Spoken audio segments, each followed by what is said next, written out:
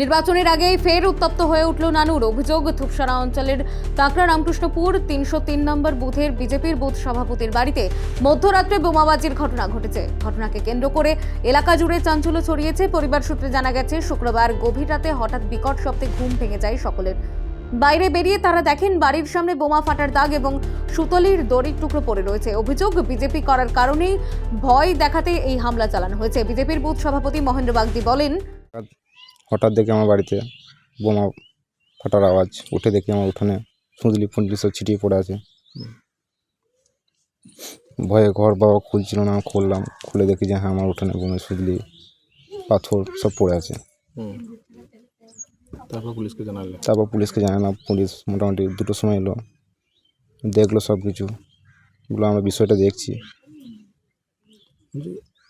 হ্যাঁ, কেন বা কারা করছে এটা? এটা তৃণমূলের লোকই করছে, কারণ আমি বিজেপি পার্টি করে বলি।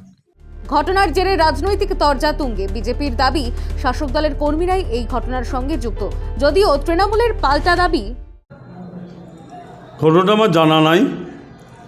এখন বিজেপির পায়ের তলার মাটি নাই, মানুষ ওদের সঙ্গে নাই, বিভিন্ন রকম নাটক করে নিজেদেরকে হাইলাইট করা ধান্দা। ভোট আমাদের হয়ে গেছে, তৃণমূল কংগ্রেস নানুর বিধানসভায় 1 লাখ ভোটে জিতে গেছে। ওদের এই ব্যাপারে আমাদের কিছু বলার নাই। যদি কোনো কারো কিছু অসুবিধা হয়ে থাকে পুলিশকে জানাক, পুলিশ তদন্ত করবে। ঘটনায় এলাকায় উত্তেজনা থাকলেও পরিস্থিতি বর্তমানে নিয়ন্ত্রণে বলে পুলিশ সূত্রে খবর। তদন্ত চলছে। নির্বাচনের মুখে এই ঘটনায় নতুন করে রাজনৈতিক উত্তাপ বাড়ল নানুরে। এখন দেখার তদন্তে ঠিক কি উঠে আসে। বীরভূম নানুর থেকে অনুকূল গড়াইয়ের রিপোর্ট, বঙ্গলেখনী।